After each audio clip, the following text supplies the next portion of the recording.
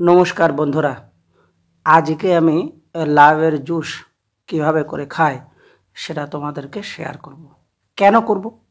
আমার বন্ধু একদিন সকালবেলা দেখে নিয়েছে যে আচ্ছা তুই লাউয়ের জুস খাস কেন রে, নিশ্চয়ই কোনো উপকারিতা আছে। হ্যাঁ, নিশ্চয়ই সব উপকারিতা নিশ্চয়ই আছে, না দা আমি কেনই খাবো। আর সে তো জানি যে উপকারিতা না থাকলে তুই কেন খাবি বল। আলাম ঠিক আছে, তাহলে তুই একদিন কাজ কর, তুই একদিন না আমার বাড়িতে আয়, আমার বাড়িতে আয় সকালবেলা। আর দেখ, তুইও যদি পারিস খাস, আর নয় আমি কীভাবে খাই সেটা তুই দেখতে পারবি। তাই একদিন আমি বাড়ি থেকে সবাইকে ডেকে নিয়ে বসলাম, আর বাজার থেকে আমি একটা লম্বা প্রজাতির লাউ নিয়েছিলাম।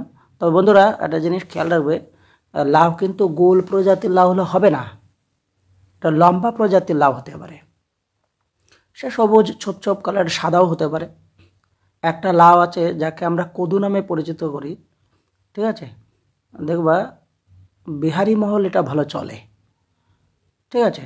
সেটাও কিন্তু চলবে, লম্বা প্রজাতির লাউ হলেই চলবে। সেটাকে ভালো করে জল দিয়ে ধুয়ে টুয়ে নিয়ে টুকরো টুকরো করে সেগুলো একটা মিক্সির মধ্যে দিয়ে দেবো। তাহলে এবার আমরা একটা মিক্সি সেট আপ করে নিলাম, কেন প্রত্যেক বাড়িতেই মিক্সি থাকে, তা সেটা সেট আপ করে নিলাম, কেন ওখান থেকে জুসটা খুব ভালো হয়। তা ওটা মিক্সির পাত্রের মধ্যে দিয়ে দিলাম। এবার 1 কর মতো আদা দিয়ে দিলাম, 10-12 পিস গোলমরিচ দিয়ে দিলাম, আর পুদিনা পাতা 10 পিস মতো দিয়ে দিলাম, আর তুলসী পাতা 5 থেকে 10 পিস দিয়ে দিলাম। ওটাও দিয়ে এবার একত্রিত হয়ে একটু জল দিলাম পরিমাণ মতো, কারণ ভেতরের যে মোটরটা আছে সুন্দর করে যাতে ঘুরতে পারে, নাহলে জড়িয়ে যায়। তা হলে পরে এই দেখো কত সুন্দরভাবে মিক্সিং হয়েছে। এবার একটা পাত্রের মধ্যে লাইলনের কাপড় নিলাম। সুতির কাপড় হলে কী হয়, 2-1 দিনের মধ্যে ফেলে দিতে হবে, আর লাইলনটা হলে অনেকদিন টেকে, ওর জন্যই আমি এটা নিয়েছি। তা নিয়ে এই যে জুসটা আমরা বের করে নিলাম, আর বাদ বাকি যে ফাইবারটা সেটা আমরা ফেলে দিচ্ছি। তা মনে হতে পারে দাদা তুমি ফাইবারটা কেন ফেলে দিচ্ছ? না না, ওর ফাইবারটা ফেলছি না।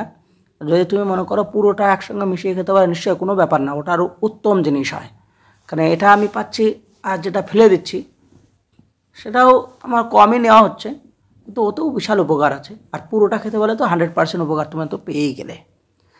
তা তার আগে একটা মাইন্ডেড একটা কথা বলে রাখবো যে এই লাউ কিন্তু খাওয়ার আগে তোমাকে দাঁতে চিবিয়ে দেখে নিতে হবে যেটা তেতো না তো, তাহলে কিন্তু পুরোটাই ফেলে দিতে হবে।